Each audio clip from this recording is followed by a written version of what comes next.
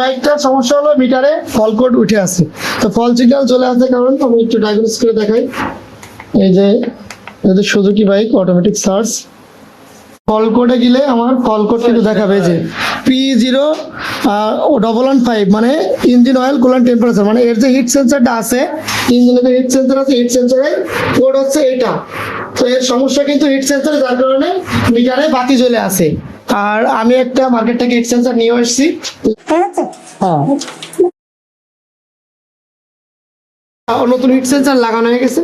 তো আমি এটা স্ক্যান করে আমার ডায়াগনোসিস করে দেখাই যে আমার এই ফল কোডটা গেল কিনা। এখানে স্লো করো, এখানে আমার এই সিগন্যালটা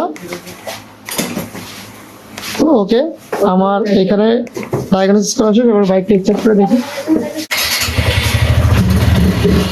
তো আমার কিন্তু ফল কোড আর নেই। ওকে,